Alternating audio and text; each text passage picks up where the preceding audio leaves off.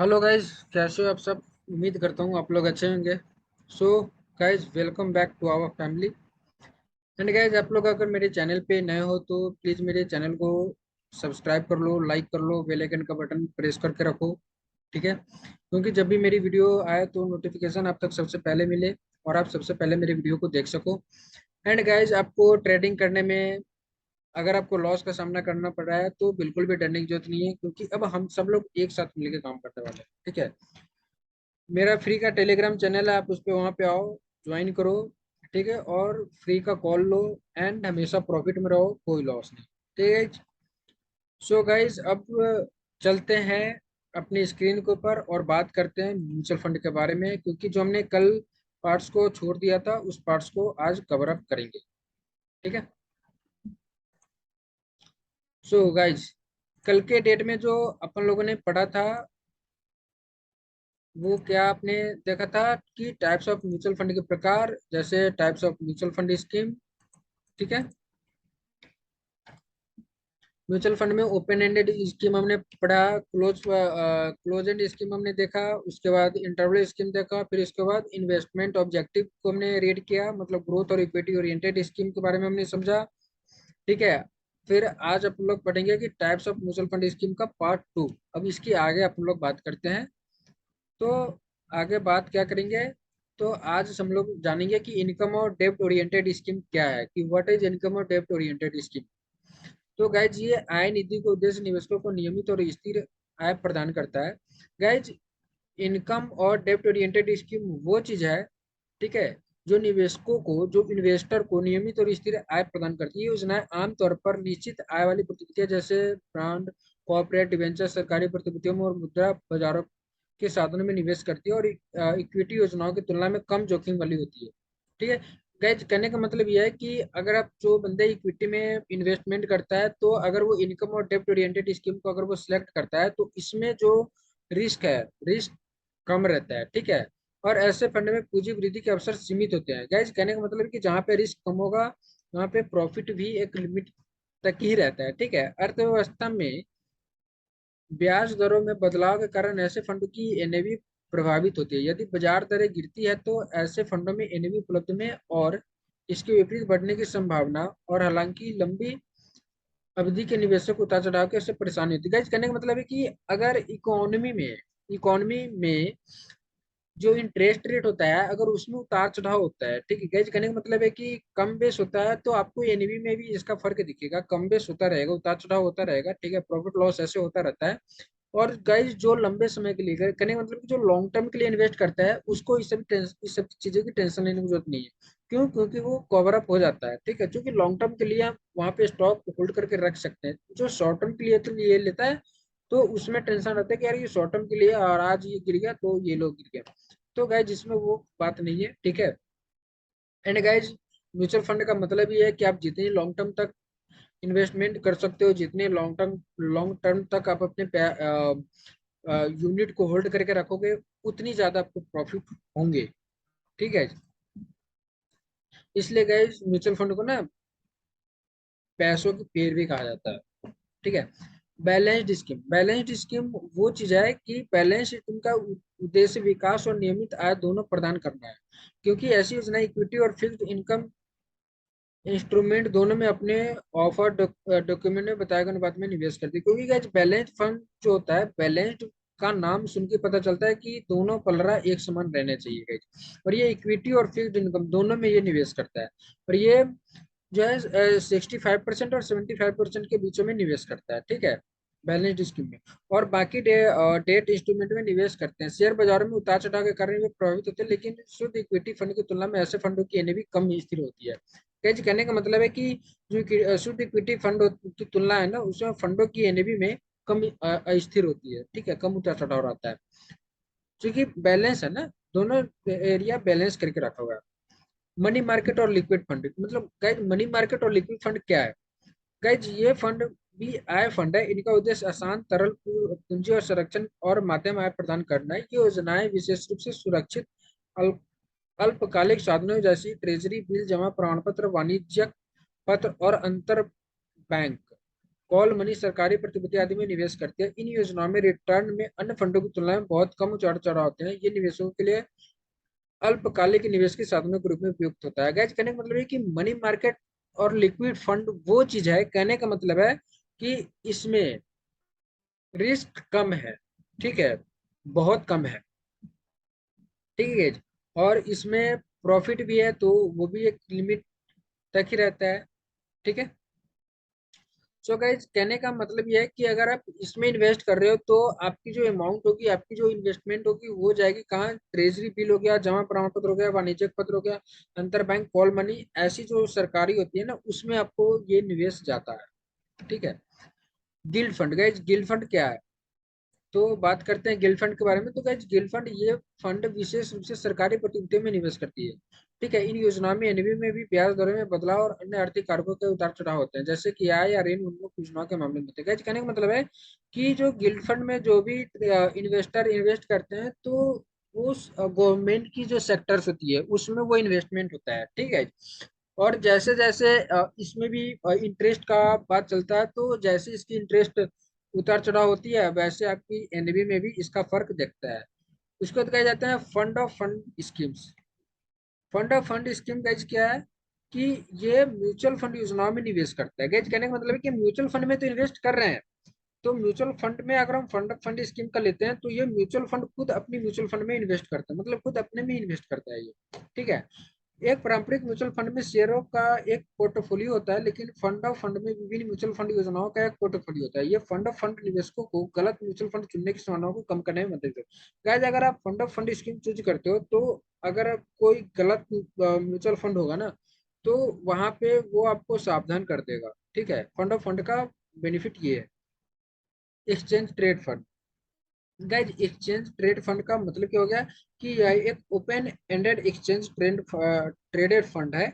इस योजना का निवेश उद्देश्य रिटर्न उत्पन्न करना है, जो भौतिक सोने में निवेश पर रिटर्न के अनुरूप ट्रैकिंग त्रुटि के अधीन होते हैं। गाइज एक्सचेंज ट्रेड का मतलब क्या होगा कि इसमें गोल्ड के ऊपर इन्वेस्ट किया जाता है, ठीक है। गोल्ड के ऊपर इन्वेस्ट करो और उससे आप प्रॉफिट लो। गाइज यहाँ तक कि गोल्ड का जो प्राइस होता है वो इंक्रीज ही होता है, डिक्रीज तो नहीं होता है, ठीक है। डिक्रीज भी होता है और इंक्रीज भी होता है।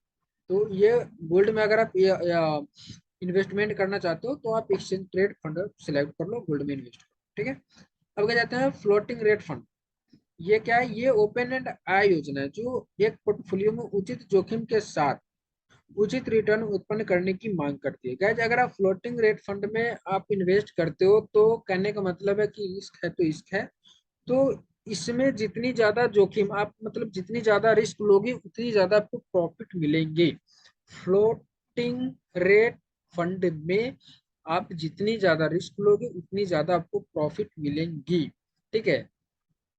फ्लोटिंग रेट फंड इंस्ट्रूमेंट्स और फ्लोटिंग रेट रिटर्न के लिए स्वैप किए गए फिक्स्ड रेट डेट इंस्ट्रूमेंट शामिल है। यह योजना फिक्स्ड रेट मनी मार्केट और डेट इंस्ट्रूमेंट में भी निवेश करती है। गाइज कहने का मतलब है कि जो फ्लोटिंग रेट फंड है, ये मनी मार्केट और डेट इंस्ट्रूमेंट में भी निवेश करती है, ठीक है। इसलिए इसकी रिस्क ज्यादा है, तो प्रॉफिट भी ज्यादा है, ठीक है। अब आते हैं गाइज अदर स्कीम के बारे में। अदर स्कीम के बारे में जानते हैं कि अदर स्कीम क्या है। Guys tax saving fund. Guys I think आप सबको जानते हो ये टैक्स सेविंग फंड के बारे में। मुझे नहीं लगता है कि किसी को नहीं मालूम होगा। गाइज फिर भी बात करते हैं टैक्स सेविंग फंड के बारे में।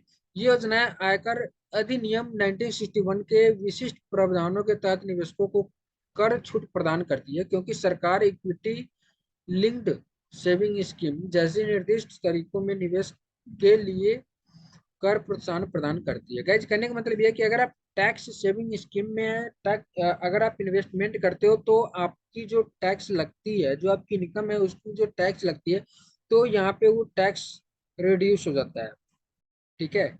ईएलएसएस एक प्रकार का डाइवर्सिफाइड इक्विटी म्यूचुअल फंड है। अगर आप ईएलएसएस का सिलेक्शन करते हो टैक्स सेविंग फंड में, तो ये एक डाइवर्सिफाइड इक्विटी म्यूचुअल फंड है, जो आयकर अधिनियम के धारा 80C के तहत कर छूट के लिए योग्य है।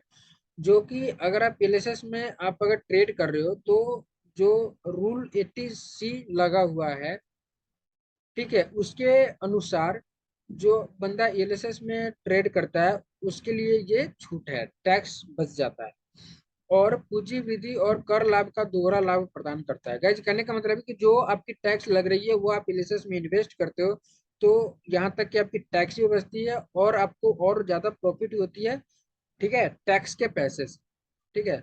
यह 3 साल की लॉक इन अवधि के साथ आता है। गाइज अगर आप एलएसएस में इन्वेस्ट करते हो तो गाइज कम से कम 3 साल आपको इसमें रखने की जरूरत है, ठीक है। राजीव गांधी इक्विटी बचत योजना, जिसे केंद्रीय बजट 2013 टू 2014 में संशोधित किया गया था। गैस राजीव गांधी इक्विटी बचत योजना ये 2013 से 14 में इसको लागू किया गया था, ठीक है। रुपए तक के निवेश पर 50% कर कटौती प्रदान करेगी, ठीक है। इक्विटी में पहली बार 50,000 से अधिक निवेशक जिनकी वार्षिक आय कर योग्य रुपए से कम है, 12 लाख, 12 लाख रुपए से कम है, ठीक है।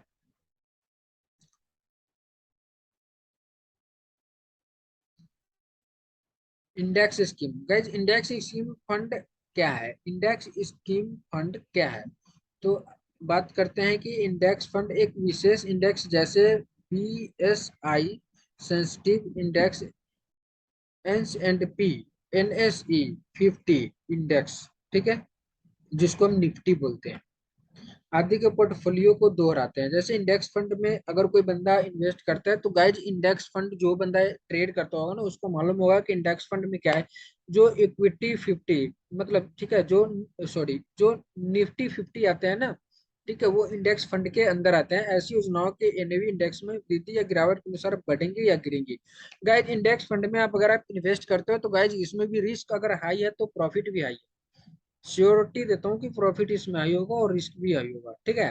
तो गाइज इसकी जितनी मतलब कि जितनी ज्यादा इसमें रिस्क है उतनी ज्यादा इसमें प्रॉफिट भी है, ठीक है। इसमें टॉप 50 कंपनियां रहती है। हालांकि ट्रैकिंग त्रुटि के रूप में ज्ञात कुछ कारकों के कारण समान प्रतिशत इस संबंध में आवश्यक खुलासी योजना के प्रस्ताव दस्तावेज में किए गए हैं, ठीक है गाइज। अब गाइज इंडेक्स फंड के भी कुछ अलग अलग प्रकार हैं, वो हम देखते हैं क्या है। म्यूचुअल फंड द्वारा लॉन्च किए गए एक्सचेंज ट्रेड इंडेक्स फंड भी है जिनका स्टॉक एक्सचेंज पर कारोबार होता है, ठीक है। अब गाइज बात करते हैं अपन लोग सेक्टर स्पेसिफिक स्कीम, ठीक है। अब बात करते हैं गाइज अपन लोग की सेक्टर स्पेसिफिक स्कीम क्या है, कि ये वो फंड है जो केवल उन्हीं क्षेत्रों या उद्योगी की प्रतिभूतियों में निवेश करता है, ठीक है। जैसे कि pharmaceutical, software, FMCG, petroleum stock आदि जैसे प्रस्ताव दस्तावेज में गाइज अगर आप सेक्टर स्पेसिफिक स्कीम से अगर आप सिलेक्ट करते हो तो सेक्टर वाइज ये इन्वेस्टमेंट करता है। जैसे फार्मेसी का हो गया, सॉफ्टवेयर का हो गया, ठीक है, FMCG का हो गया, पेट्रोलियम का हो गया, तो ऐसे स्टॉक में सेक्टर स्पेसिफिक स्कीम इन्वेस्टमेंट होता है, ठीक है। इन फंडों में रिटर्न संबंधित क्षेत्रों उद्योगों के प्रदर्शन पर निर्भर। गाइज कहने का मतलब है कि अगर आप सेक्टर स्पेसिफिक स्पेसिफिक स्कीम में अगर आप इन्वेस्टमेंट करते हो तो ये डिपेंड करता है कि जिस सेक्टर में इन्वेस्टमेंट हुआ है, जो सेक्टर में आपने इन्वेस्टमेंट किया है, वो उसका परफॉर्मेंस कैसा है, उस कंपनी का परफॉर्मेंस कैसा है, उस सेक्टर का परफॉर्मेंस कैसा है, और उस बेसिस पे आपकी प्रॉफिट लॉस होगी, आपकी प्रॉफिट गेन होगी, ठीक है। हालांकि फंड ज्यादा रिटर्न दे सकते हैं लेकिन डाइवर्सिफाइड फंड्स की तुलना में ये ज्यादा जोखिम भरे होते हैं, ठीक है। एंड गाइस इसमें रिस्क भी है। निवेशकों को उन क्षेत्र उद्योगों के प्रदर्शन पर नजर रखने की जरूरत है और उचित समय पर बाहर निकलना चाहिए। गाइस कहने का मतलब है कि अगर आप सेक्टर स्पेसिफिक फंड स्कीम लेते हो तो इसमें आपको टाइम टू टाइम ट्रैक करने की जरूरत है, टाइम टू टाइम आपको इसकी जानकारी रखने की जरूरत है, ठीक है, और सही समय पे आपको क्विट करने की जरूरत है, बस, ठीक है। गाइस जब आते हैं लोड और नो लोड फंड, लोड और नो लोड फंड, ये लोड और नो लोड फंड क्या है? एक लोड फंड वह होता है जो बाहर निकलने के लिए एनएवी का 1% चार्ज करता है, ठीक है। लोड फंड, अगर आप एनएवी से बाहर निकल रहे हो, ठीक है, क्विट कर रहे हो, तो वो एक चार्ज करता है, यानी हर बार फंड में यूनिट बेचने पर चार्ज देना होगा। ठीक है। इस शुल्क का उपयोग म्यूचुअल फंड द्वारा विपणन और वितरण व्यय के लिए किया जाता है। नो लोड फंड क्या है? नो लोड फंड वह है जो बाहर निकलने के लिए शुल्क नहीं लेता है। ठीक है। इसका मतलब है कि यूनिट की बिक्री के दौरान निवेशक को बिना किसी अतिरिक्त शुल्क फंड से बाहर निकल सकता है। ठीक है। अब सेबी के परिपत्र संख्या सेबी IMD CIR संख्या 4Y168230Y09 30 जून 2009 1 अगस्त 2009 से निधि द्वारा स्वीकृत खरीद अतिरिक्त खरीद स्विच इन के लिए कोई प्रवेश भार नहीं लिया जाएगा। ठीक है। इस प्रकार कोई प्रवेश भार नहीं। 1 अगस्त 2009 से फंड द्वारा स्वीकृत किए गए व्यवस्थित निवेश योजना व्यवस्थित हस्तांतरण योजना व्यवस्थित निवेश योजना प्लस के तहत पंजीकरण के लिए आवेदनों के संबंध में शुल्क लिया जाएगा। ठीक है। Guys dividend pay out scheme, guys dividend pay out scheme क्या है?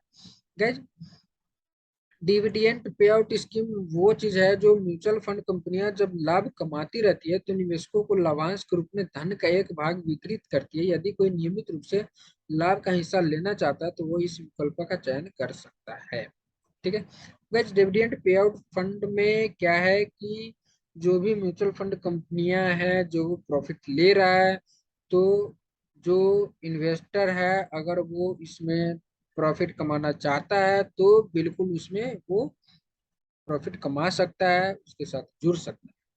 डिविडेंड री इन्वेस्टिंग स्कीम्स क्या है? गाइस डिविडेंड री इन्वेस्टिंग स्कीम वह चीज है कि यह विकल्प पहले विकल्प के समान है, सिवाय इसके कि घोषित लाभांश को उसी दिन की एनएवी पर उसी फंड में फिर से निवेश किया जाता है। गाइस डिविडेंड री इन्वेस्टमेंट स्कीम वो चीज है, कहने का मतलब है कि सेम डे पे सेम फंड को आप री बाई करो।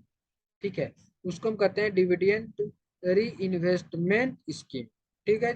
गैज कहने का मतलब है कि यहाँ तक हमने आपको बता दिया। ठीक है। Types mutual fund types of schemes के बारे में। एंड गाइज आपको अगर कुछ इसमें समझ में नहीं आता है तो बिल्कुल आप मेरे को कमेंट करो। ठीक है। मेरे को मेल करो, टेलीग्राम करो, फेसबुक मुझे आप फॉलो कर सकते हो, इंस्टाग्राम फॉलो करके कहीं पे भी गाइज आप मेरे को बिल्कुल मैसेज करो। ठीक है। एंड जो चीज़ आपको समझ में नहीं आता है आप बिल्कुल मेरे से आप पूछ सकते हो और वो मैं बिल्कुल आपको बताऊंगा, क्योंकि आप जब मैसेज करोगे मैं आप लोगों के लिए हमेशा फ्री रहूंगा। ठीक है। आप जब मैसेज करोगे मैं उस वक्त आपको ये चीज़ बताऊंगा। अगर आप लोगों को कुछ समझ में नहीं आता है, आप लोग चाहते हो कि अगर इस पे कुछ और वीडियो बनाए, तो बिल्कुल मैं आपको इस पे और वीडियो बना करके और ज़्यादा ब्रीफली तरीके से बताऊंगा। सो गाइस मिलते हैं नेक्स्ट वीडियो में, तब तक के लिए